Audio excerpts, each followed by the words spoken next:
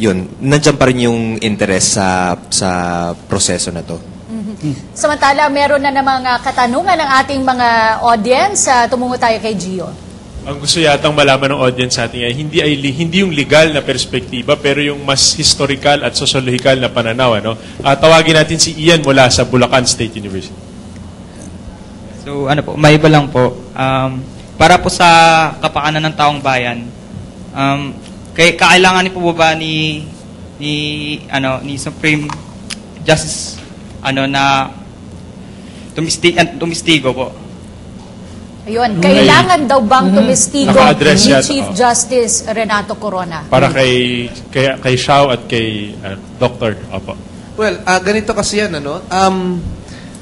kailangan sa aking palagay, no? Kasi tandaan nyo na ang siyang sinasakdal, no, ay kailangan bigyan ng pagkakataon na sumagot sa kanyang sa mga alegasyon laban sa kanya. At nung binabasa ko yung impeachment, rules of impeachment, specific na nakalagay ito, no? So kaya para sa akin ganun. At sa taong bayan din kasi tinatanong mo historical perspective, gusto nating makita ito sapagkat tandaan natin pag hindi nagsalita si Chief Justice Corona sa mga alegasyon laban sa kanya, kahit ma-quit siya dito, sinasabi ko sa iyo, hindi na siya makakapamuno ng may normalcy, no, sa kanyang pamumuno. Kasi kailangan may semblance of normalcy Hindi na mangyayari 'yon. Thank you, Xiao. Mukhang napakaganda nitong question from Bulacan State, dahil this is already looking towards yung defense evidence. At siyempre, we are trying to ask itong ating mga resource persons kung ano yung kanilang tingin ay dapat gawin, minimum, ng Chief Justice. Oo, kasi ito, Mark, naging usap-usapan nitong mga nakaraang araw dahil naghahanda na nga itong depensa. Tanungin natin isa-isa itong ating mga panauhin. Kung sa tingin nila dapat bang mag-testify o tumistigo si Chief Justice Corona, si Attorney JJ. From the legal perspective. Yes. Napakahirap na tanong pero napakagandang tanong mula sa Bulacan State, I have to commend you for that. Unang-una, bilang isang abogado, hindi ko maaaring utusan ng ating mahistrado, ang ating punong mahistrado na, tumistigo ka na. Pero siguro para sa sambayan ng Pilipino, kung talagang ikay walang tinatago, walang pagkakasala, humarap ka na ng matapos na ito. Subalit, sa aking pag-aanalisa, okay, sa pagtingin ko pa lang mula day 1 ng impeachment hanggang ngayon, mahirap din para kay Chief Justice Corona ang magsalita at tumestigo para sa kanyang kapakanan. Bakit? Unang-una, dala niya rito ang pangalan ng Supreme Court. Ano man ang sabihin niya, hindi na maaaring maging pareho ang tingin ng tao, ng sambayan ng Pilipino na dumudulog sa harap ng Korte Suprema, pagka pumunta siya dito, iba na ang magiging tingin nila Kahit anong mangyari, may bahid na. So, napakahirap ng kanyang gagawin. Thank you, Attorney JJ. Dito naman tayo sa Professor ng Entrepreneurship. Sir, ano po ang tingin ninyo? Sa tingin ko po, kailangan niya magtestigo. Kasi po, ang dami niyang sinabi, tapos ilang beses siya nagpakita.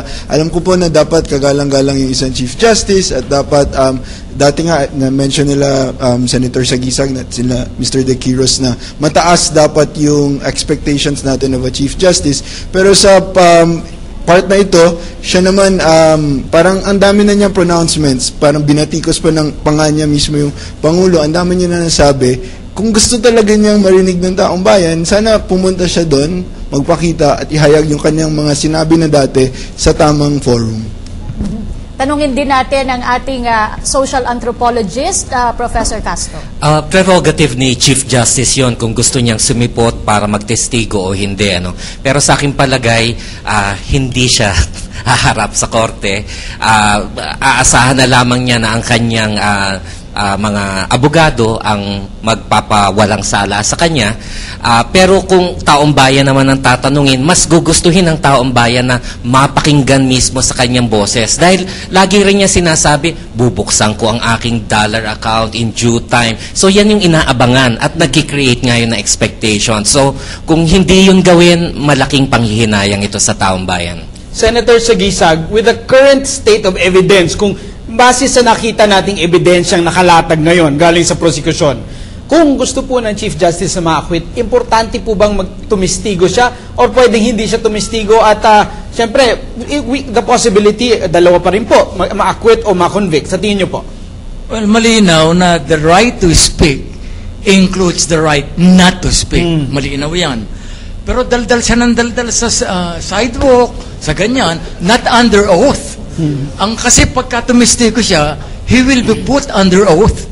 Kaya yung mga pagyayabang na in due time, ayon sa Section 8 ng Republic Act 6713, he had the duty to file and the public has a right to know. Hindi pwedeng when I want it. Kaya dito, ang sitwasyon, para bang na-prove na merong patay doon sa kwarto.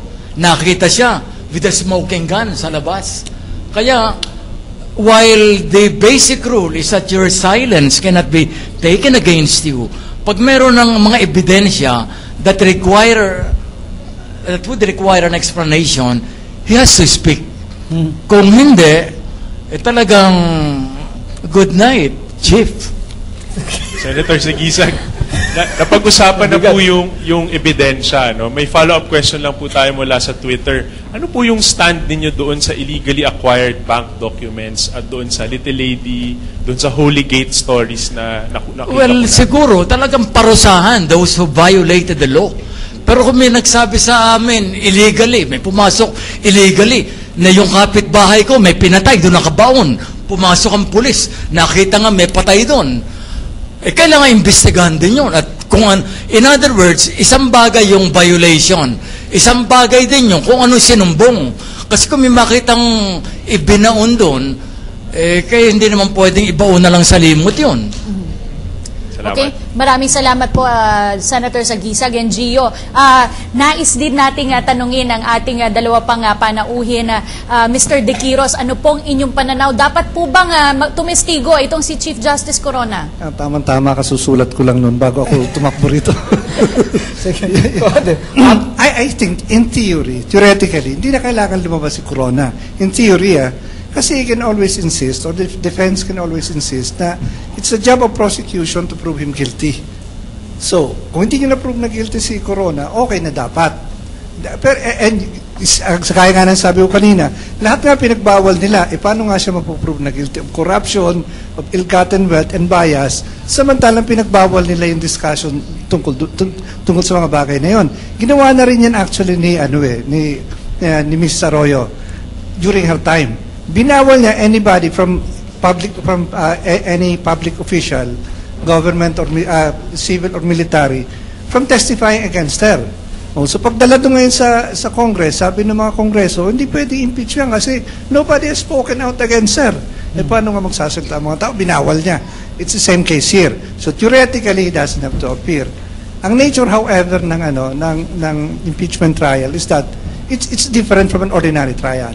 Gaya nga nang sabi ko kanina, ang basis niyan talaga, fitness to occupy office. So, tanong mo talaga dyan, okay lang ba that he continue serving as Chief Justice?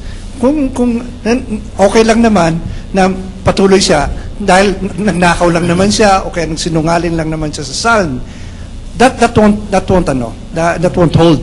So, ang kailangan dyan actually, ang point ko dyan, it's not just that the prosecution has to prove yung vice on his part. The defense itself has to prove virtue on his part. That's one of them. The other part sa impeachment trial is that in the end kasi, taong bayan din maghuhusgan yan eh. It's not just the senator, judges, people themselves. At the end of the day, it's their judgment that's going to count. Which means, ang perception right now ng mga taong bayan, if you go by the surveys, talaga nagsinungaling yan, may ill-gotten wealth yan, may corruption yan. He has to address those issues. It puts the defense in a bind. Kasi damn if you do, damn if you don't yan eh.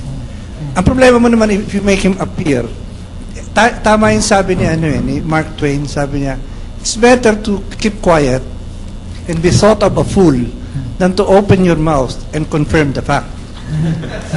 In his case, I think the problem is, it's better to be quiet and be thought of dishonest than to speak out and confirm the facts. Okay, thank you po sa bonus na literature lecture. Ano po? Kay Dino, huling opinion po galing sa mga estudyante ng batas. Dino, nakita natin na sa lahat ng steps dito, it's always a battle between katotohanan, integridad versus ito namang technical rules, procedure and due process. Alam po natin, yung dalawang aspeto na yon mahalaga sa isang demokrasya. Pero sa puntong ito, whether he should testify dahil po gusto natin ang integridad at katotohanan versus yung technicalidad at due process at karapatan niya to his silence, ano ang sa tingin mong magbebenepisyo ang ating bayan?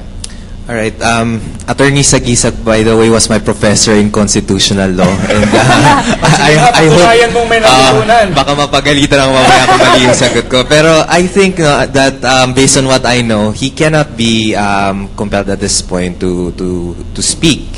But it would be a wiser option on his part if he did. Because ano pa ba yung ibang pwede niyang gawin to disprove the claims or to prove his innocence kung di gawin niya ito personally. At this is the best way to show to the people that he has nothing to hide. And I think that's what's really important beyond the technicalities na nakikita natin sa impeachment trial, is that he has to, if he is acquitted, it's an entirely different problem pa rin na i-restore niya yung trust ng mga tao sa kanya para magawa niya yung trabaho niya as Chief Justice.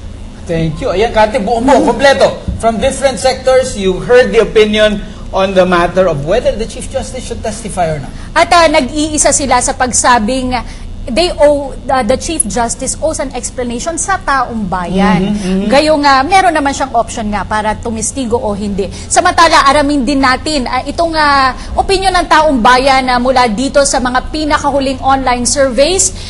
Ito ay mula naman sa Yahoo Philippines website.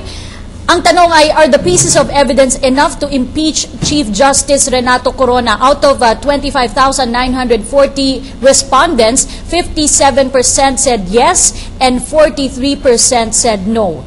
Mula naman sa Inquirer website, ang tanong, do you think Chief Justice Renato Corona should testify in the impeachment trial? Ang naging respondents po 1,656, 77.05% said yes and 22.95% said no. Mula naman sa Philippine Star website, ang tanong po ay, do you think Chief Justice Renato Corona will be convicted by the Senate? Ang respondents po 34,911, malaki-laki po ito. 61% said yes and 39% said no. Mula naman sa Philippine Star pa rin, would you like to see Chief Justice Renato Corona take the witness stand? Ito yung naging katanungan natin, Mark.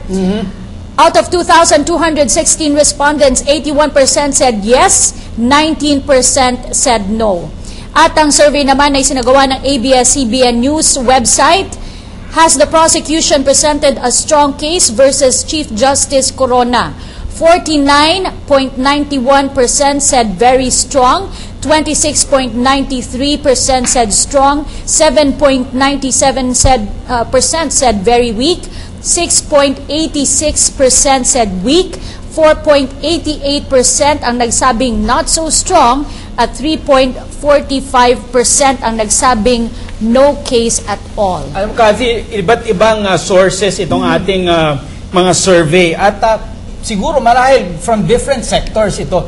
Iba na po talagang panahon dahil meron television, the participation of people through new media, Facebook, Twitter, napakahalaga. At gusto kong tanungin kay Professor Castro bilang isang anthropologist, gaano kahalaga at gaano ka-telling ito sa talagang sentimento ng ating mga kababayan itong mga surveys at dapat po bang pansinin ng mga senador ito, Professor? Napakahalaga ng mga surveys. Unang-una, napaka-scientificong pamamaraan ang pagsasurvey. Isa to sa mga itinuturo rin namin bilang social science research. At paraan ito para mapulsuhan ng mga senator judges ano ang pakiramdam ng taong bayan. Sinasabi ng ilang senator judges o karamihan sa kanila na sila ay representante ng mamamayan kung kaya't dapat ang pagdidesisyon nila ay nakabatay sa sentimiento ng mamamayan. Nako, surveys pa rin ang usapin. Tanungin natin itong si Dino Austria dahil siya ay